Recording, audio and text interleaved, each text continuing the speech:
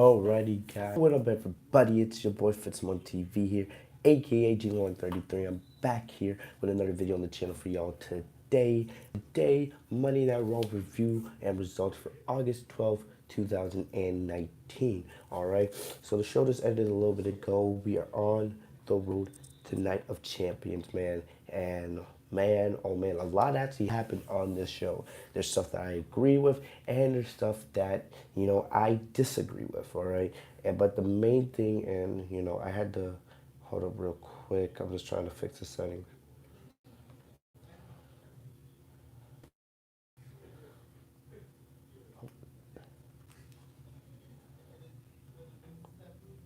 All right. What up, Junior? Yes, we are live. But we're talking about well, we're getting ready for Night of Champions, man. But some people, want my thoughts on Seth Rollins and Braun Strowman winning the Raw Tag Team titles tonight.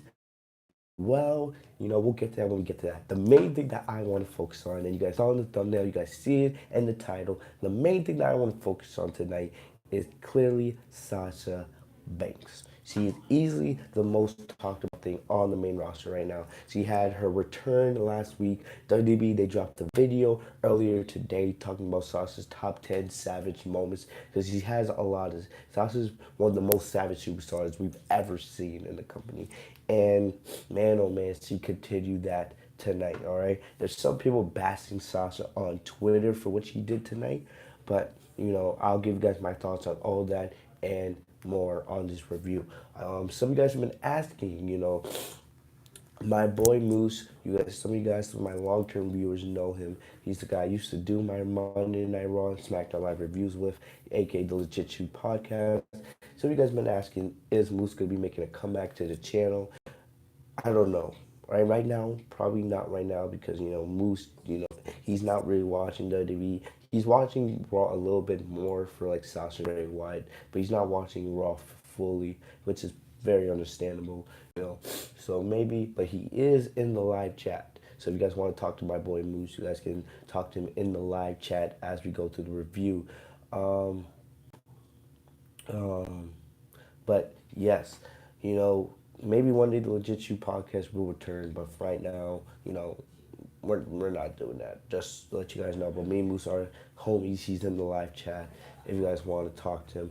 But we're gonna go through the show. We also had, new Raw Tag Team Champions. We had the King of the Ring tournament. We had they're also building up the card a little bit for Night of Champions. And I'm not gonna lie, Night of Champions is based on some of these matches that I'm seeing in my head, it's actually looking like maybe potentially being a decent show. All right, I don't think they're gonna do like the King of the Ring finals at Clash Champions just because I don't see where they're gonna have room on that card to do it since they're already planning to defend every single championship in the company on the main roster at that show. So I don't know where they're gonna have time to do the King of the Ring finals if they even choose to do it at that event. But I want to start the review talking about Sasha. Once again, my boy Moose, he's in the live chat, all right? He's in the live chat. So, man, Sasha Banks, man. Sasha Banks, the best female wrestler in the world. She's been absolutely killing it. What Sasha Banks has done and I don't care what anybody says, what Sasha Banks has done in the first 2 weeks of her return, last week and this week, what she has done has been better than anything that the women's division has produced since WrestleMania, since the feud between Ronda, Becky, and Charlotte ended. All right? There's no way, no one can dispute that with me. Nobody can dispute that with me. All right? Nobody. What Sasha has done in the first 2 weeks has been better than anything Becky, Alexa, Charlotte, Asuka. No, nothing can even touch what Sasha's done in the first 2 weeks. She's easily the most talked about thing on the main roster right now. All right? And everybody wants to know why Sasha? Why did you turn heel? What's with this new attitude change? All right? Why? Why? Well, there was supposed to be a King's Court segment between Sasha and Jerry the King Lawler tonight to get to the bottom of this, but the Fiend, and I love what they're doing with Bray Wyatt, and you could kind of see this coming. The Fiend attacked Jerry Lawler at the top of the stage. Jerry Lawler got out of the ring because he knew the Fiend was coming, but instead, the Fiend met Jerry Lawler at the top of the ramp, did the mandible claw on him, and basically knocked Jerry unconscious. All right, but you know, back to the whole Sashabanks situation. They did a backstage interview with her later in the show, and you can tell WWE's gonna make you wait because earlier in the show they showed a promo of Becky Lynch. Becky Lynch giving her thoughts on Sasha's attack. Right, basically what Becky said, and this was a really good promo by Becky Lynch. When everyone's been saying that Sasha is what Becky needed, what Sasha is what Becky needed to get back on her feet in the women's division, she was correct. She was correct. Everyone was correct. Because if you see what Becky has done since WrestleMania, with everything from the Lacey Evans to the Seth Rollins situation with Baron Corbin to Natalya at SummerSlam, Becky's momentum has fell off a cliff. Sasha is exactly what she needs. Sasha is exactly what Becky needs to up her game. All right.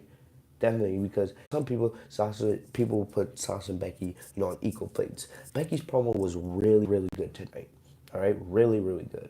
All right, she basically talked about how she wants people to come at her full force, push her to her limits because she wants to be the best champion she can be. All right. And then she went on talking about Sasha. She complimented Sasha because her and Sasha have history. You guys know this. Go back to NXT. Go back to their early time on the main roster. Sasha and Becky have a pretty good history with each other. The Four Horsewomen, like that speaks for itself.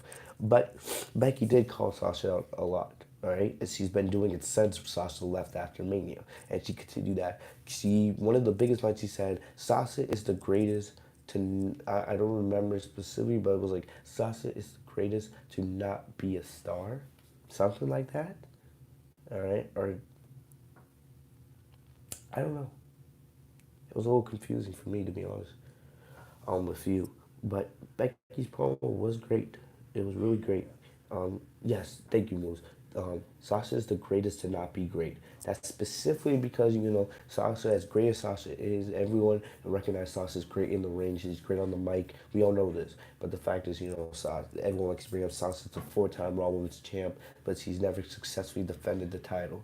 She's one half of the inaugural Women's Tag Team Champions, but her and Bailey only had one successful title reign, and they only held the titles for around 2 months before the Iconics took the titles off of them.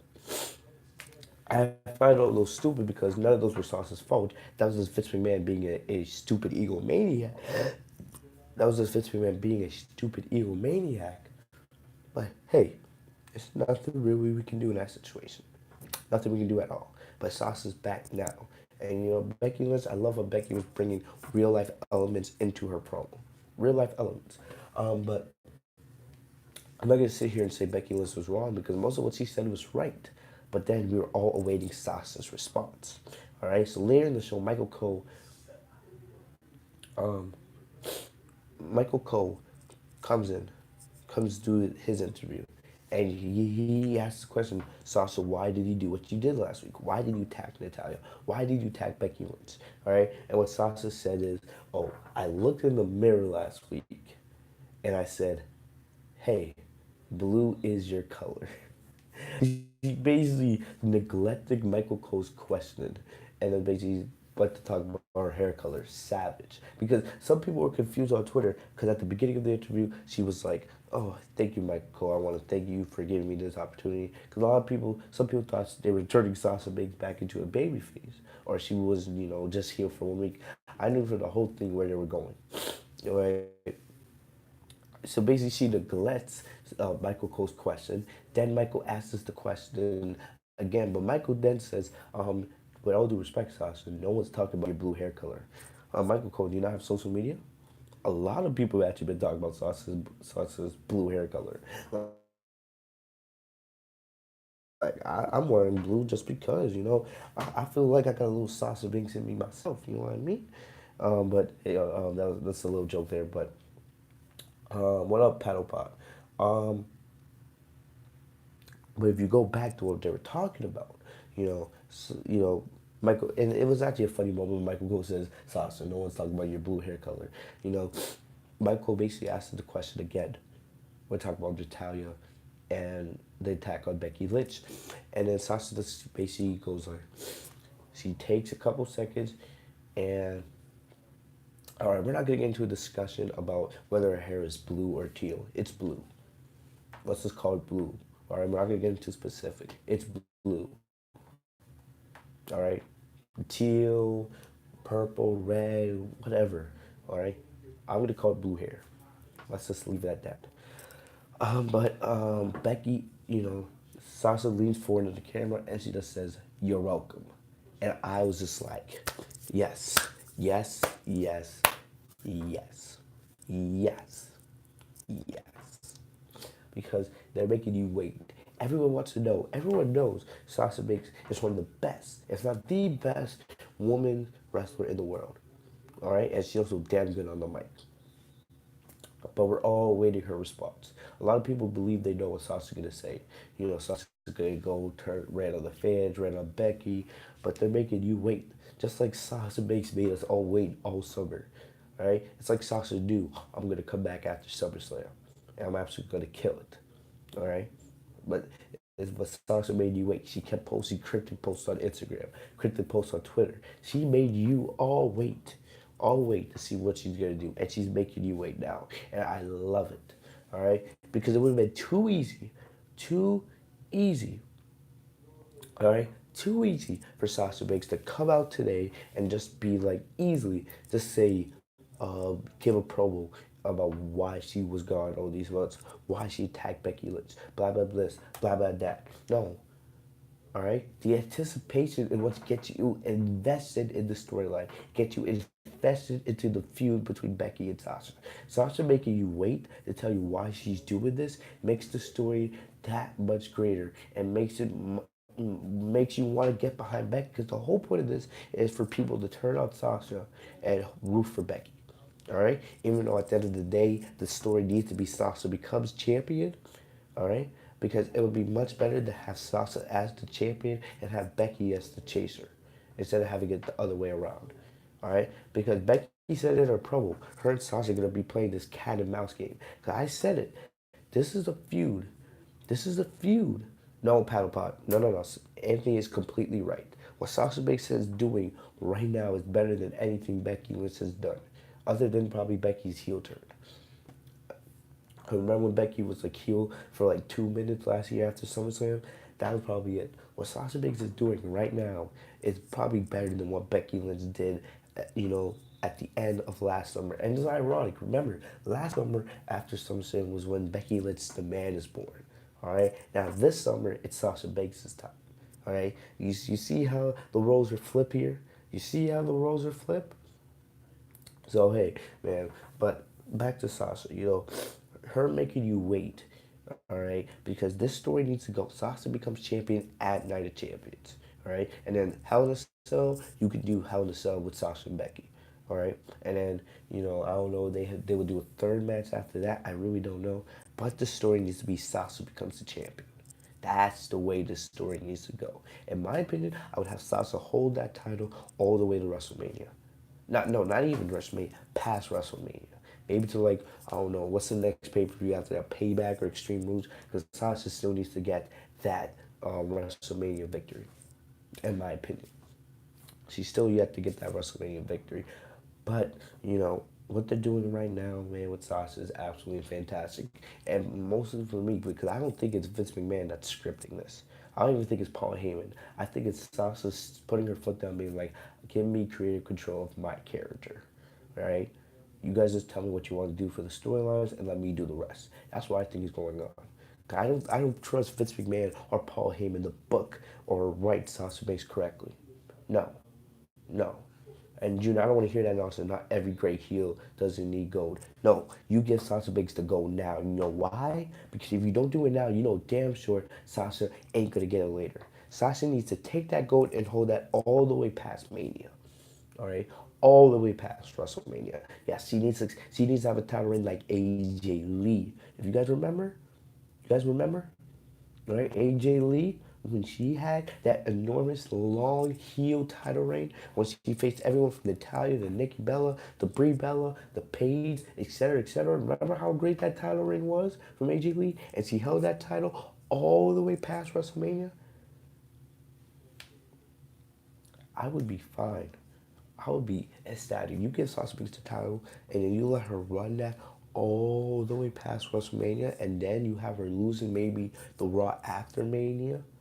All right, it's kind of like what they did with AJ Lee. That's what you do. All right, yeah, that's AJ Lee. She's the GOAT. Yes, in my opinion, I love AJ Lee. She's top three all time.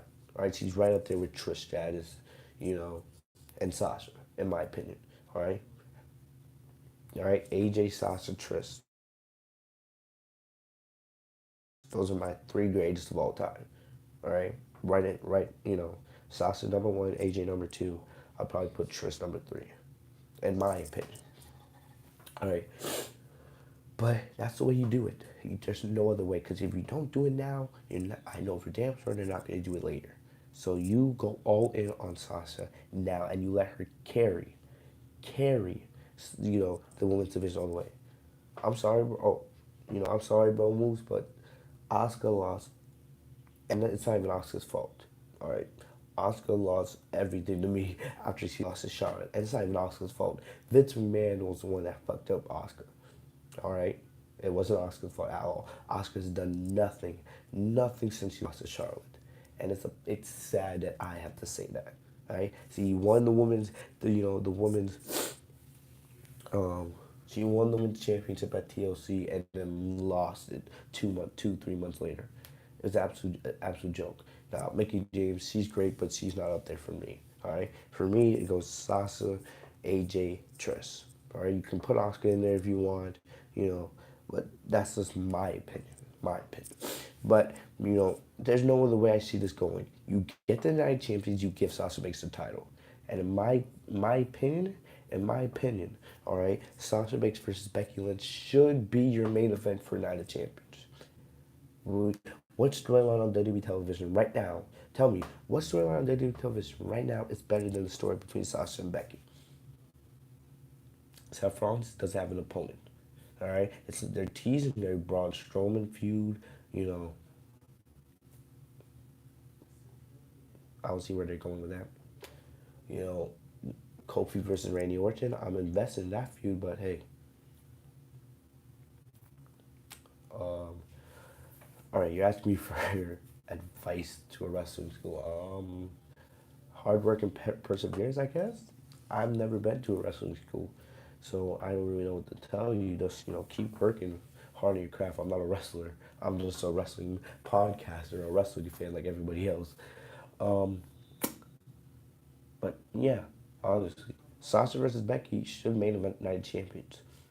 All right, and the only way, if you want to fight with me, tell me what other match, what other feud on the card right now deserves to be booked ahead of Sasha and Becky. And the thing about this, Sasha versus Becky is not even confirmed. The way I would book it is, the way I would keep the storyline going, keep having Sasha do this cryptic thing every single week. And I would wait for maybe the week before Night of Champions, have a contract signing between Sasha and Becky, and have Sasha just go off. Just go off. All right? Let's have Sasha go off on Becky and everybody. And then sign that contract. Bring back the boss stamp. Because remember back in NXT, when she was the NXT Women's Champion, when Sasha had the boss stamp, right? And every time she had a contract signing, boom. Bring that back. Bring that back.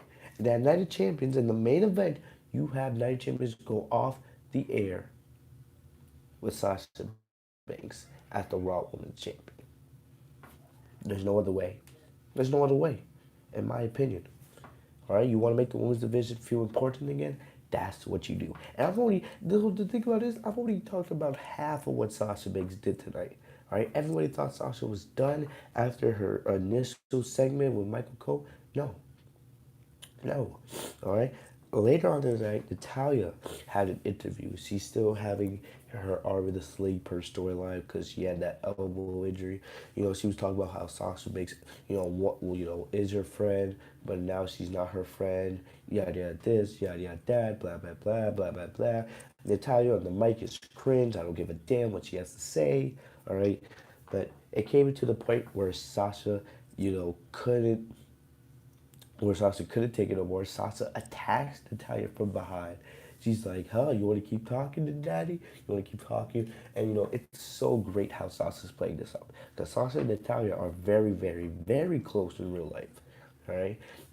And this gets into the, some of the controversial stuff. Sasha, takes Natalia's elbow, places it in, like, I don't know, like some kind of draw, and then just slams it in, crushing her basically shattering her elbow.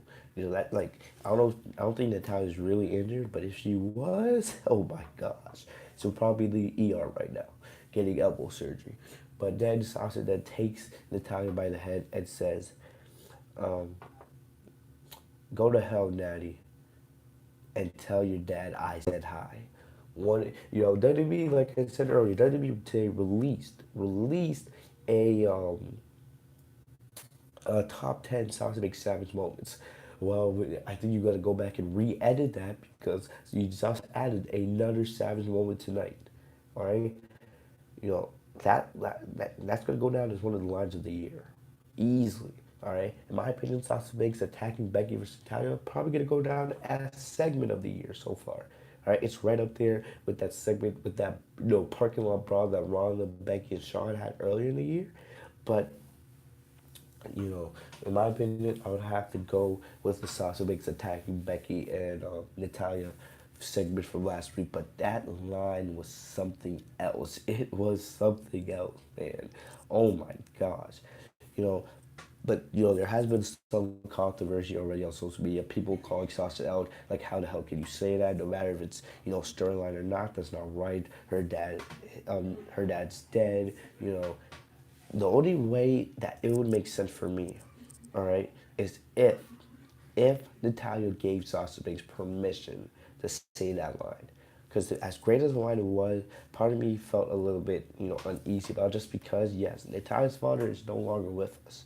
And I know it's sport entertainment, but still, man, like, unless Natalia gave permission to Sasha to say that, as savage as it was, there's still a part of me that's thinking, I don't know if that's right or not. I love it. I love what Sasha Banks is doing, but, is it right at the end of the day? I don't know. I'll leave that to you guys. But still, what Sasha Banks is doing right now is better than anything we've seen in the women's division since WrestleMania.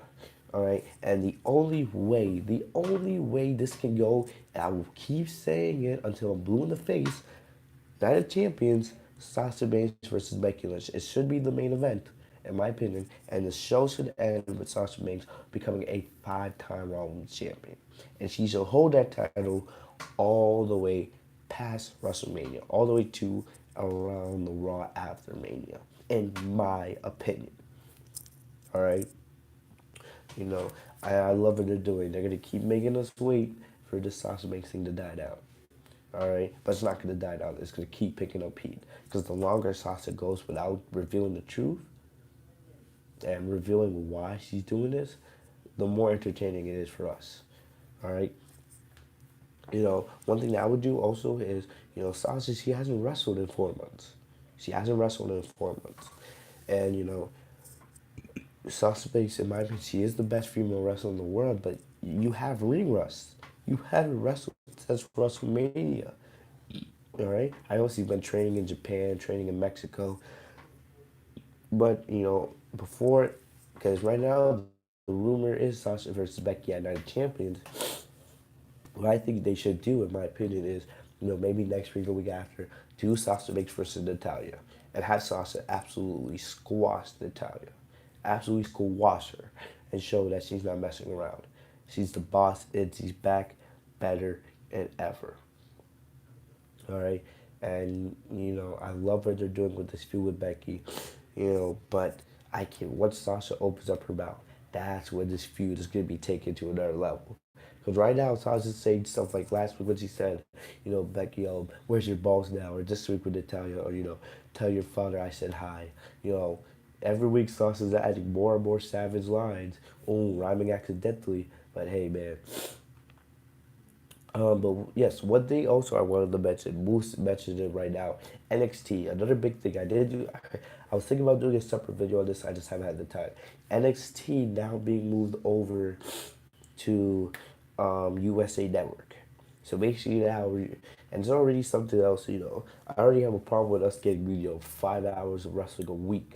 We have 3 hours of Raw, 2 hours of SmackDown on Tuesdays, and then we had the occasional 4 hour pay per view on a Sunday, and now Wednesdays usually you can watch NXT on the day. We never at any time, but now they're gonna be moving NXT to Wednesdays starting September 18th, I believe, to counter against the AEW effect. And I'm worried about the future of NXT.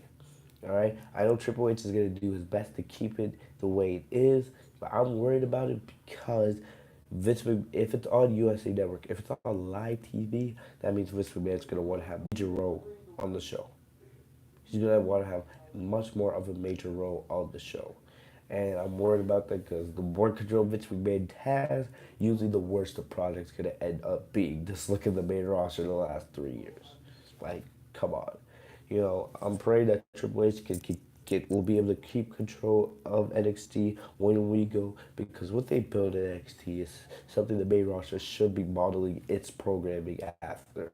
And I'm really worried about the future of NXT. I don't really care about the AEW side of it, because yes, AEW will be great, all right? And it's going to be, hopefully AEW will allow WWE to finally amp up its game, but still, all right? Um, North Korean, what, North Carolinians? I'm not from North Carolina. I don't know what you're trying to tell me. But let's get on with the review. I'm not gonna go through every single highlight on the show, just because I want to get through this. I spent the first 30 minutes just talking about Sasha, but I'm gonna go through this really, really quick. I'm only gonna be doing certain parts of the show, all right, and then we're gonna get out here. So we'll be done very quick. Bray Wyatt, or basically the main event tonight was Braun Strowman and Seth Rollins versus the OC for the Raw Tag Team titles. What's my thoughts on that? What? Why? Where are we going with this? Someone tell me where we're going with this. All right, we've seen this before with Seth Rollins. We've seen this before with Seth Rollins. We've seen it with Dean Ambrose. We've seen it with Jason Jordan. Now we're seeing it with Braun Strowman. We've seen it with Roman Reigns. I don't know why they keep doing this. I don't know if it's what up WWE edits, all right? You just missed it. We've been talking about Sasha for the last 30 minutes. We're talking about some of the other parts of the show now, bro. But, when we talk about everything that's going on, Seth Rollins right now doesn't have an opponent for Night of Champions. And we've heard all the reports how WWE wants to make Seth Rollins cool again, yada this, yada that, And I'm like, yes, after that fantastic match he had with Brock Lesnar at SummerSlam, like, this ain't gonna make him look cool. This makes him actually look stupid. It makes him look stupid, all right? Because no one really wants to see. They've done this before, all right? They've done that. They've done that before, all right? Moose is mainly just gonna be here to talk about Sasha and Bray Wyatt. If I talk about anything other than that, don't expect Moose to say much. He'll probably leave the chat in any second now. Um, but yeah, if you want to talk to Moose, talk to him in the comment section before he leaves. But back to the main event, Seth Rollins, like, we've seen this before. It's the same tired old formula. You're not making Seth Rollins look cool. You're making him look stupid. Instead of finding his next challenger, coming off of the momentum he had from that match with Brock Lesnar at SummerSlam, instead of finding his next challenger, no matter if it's AJ Styles or Braun Strowman turning heel or whatever they have planned, they want to give him the Raw Tag Team titles? Haven't we seen something like this before? Remember Remember a couple years ago when Seth was a heel, 2015, and he walked into the United Champions as both the WWE champion and the United States champion when he had to face both Cena and Sting. Remember that? And yes, he lost Cena, and I don't remember. Was it a DQ in the match with Sting? I don't specifically remember what happened. Um, but yeah, I'm feeling really sick. But we've seen this with Seth Rollins before. We've seen this. So what is your plan for Seth at Night Champions to try to make him look cool? Are you gonna have Seth and Braun defend the Raw Tag Team titles at Clash of Champions? Because every title's on the line at Clash of Champions. Every title. All right. Are you gonna have Seth and Braun defend the Raw Tag Team titles at Clash of Champions? What against the OC, and then this segue into a Universal title match between Seth Rollins and AJ Styles. Like, where are they going with this? Right? Where are they going with this? Also, AJ Styles has to defend his United States Championship at Clash Champions. So I have no idea where they're going with all this. All right, are they gonna do some kind of weird three-way? So maybe, like right now, Ricochet's moved on to the King of the Ring. AJ Styles doesn't have really a legit contender other than Strowman or Rollins. All right, I don't know if they want to make Rollins a triple champion or something like that. I honestly don't know where they're going with this. I really don't. It doesn't make sense. It really doesn't. You're gonna have Seth and Braun defend the Raw Tag Team titles, and then what? You're gonna have Braun go up against AJ for the U.S. title, and then you gonna have Seth go up against AJ for the Universal title. I don't know. I don't know. I really don't know. Bro, you're asking me what happened to Finn. Finn, I believe he's on vacation right now. I think the what happened with the whole Bray Wyatt match at SummerSlam was the way to write Wyatt off, or write Finn off of WTV. Since I know he recently got engaged and he's on vacation, etc., etc. That's what I remember. But yeah, I just don't know where they're going with this whole Seth Rollins thing. I really don't. They're not really making him look cool. They're making him look stupid. All right, it's Strowman now. Yeah, Strowman wins the Raw Tag Team titles tonight. But what? Strowman and Rollins aren't even a tag team. Aren't even a tag team. I don't know. I really don't know what's their plan with all this. All right, like Strowman and Rollins have almost never teamed together, but yet now they're the head of your Raw Tag Team division, a division that has teams like the Revival and the Usos and the OC and the Viking Raiders and et cetera, et cetera, et cetera. Instead of building up those teams and AOP and et cetera, instead of building up those teams, no, you rather give the Raw Tag Team titles to somebody else. I don't know what the hell they're thinking about here. Um, Other quick notes, all right, quick things we gotta go through real quick. Roman Reigns started the show tonight. He went up against Dolph Ziggler. First of all, I didn't really care for this match at all. I know Roman won with a spear, and I know Dolph Ziggler's been in the news a little bit because Ziggler asked for his release from WWE and he didn't get it. You know, basically Vince promised Ziggler a release from WWE after SummerSlam, but now Ziggler's not going to get it. And yet, if I was Ziggler and I was promised my release and I didn't get it, I would just not show up to work. Vince legit said, like, I'd rather pay Dolph to be at home than why is Ziggler on TV. Clearly, nobody cares about him. He has no momentum. And to me, he's entering Sami Zayn territory, all right? Or he's already been there for some people. Like, as great as an in-ring performer he is, no one takes him seriously and no one gives a shit about him. It's that serious. All right, I don't even know. And you're talking about, they're talking about this ending the superstar or ending the wild card rule. Then why the hell is Roman Reigns, who is supposed to be, one of your faces of SmackDown Live, why the hell is he on Monday Night Raw? And why the hell is he opening Monday Night Raw? Why the hell is a SmackDown Live superstar opening Monday Night Raw? Like, what sense is that?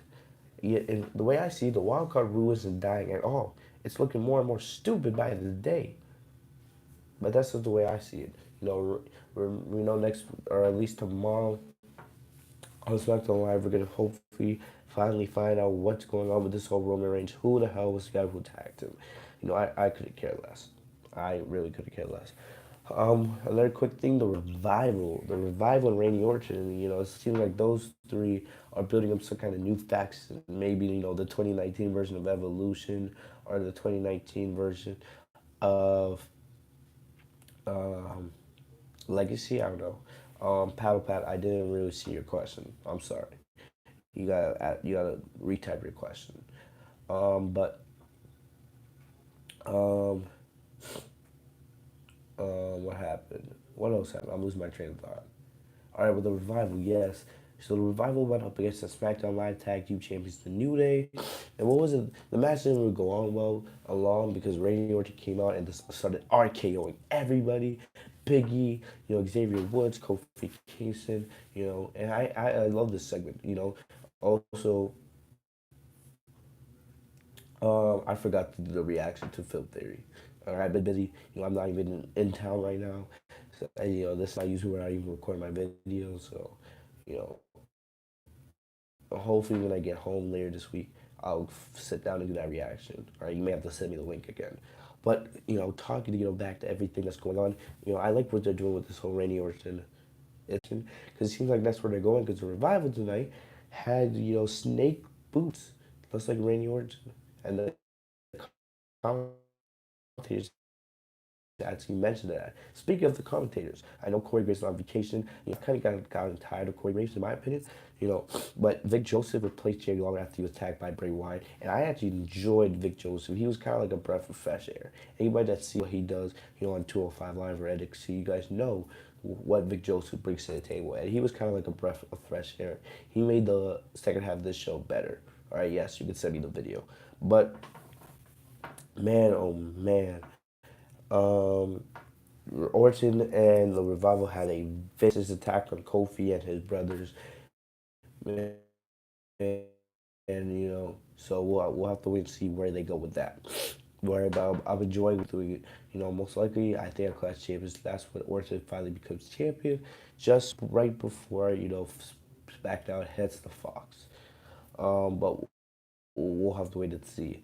Um, Last but not least, really, last thing I think I want to mention, other than important stuff on the show, the King of the Ring tournament finally got started today.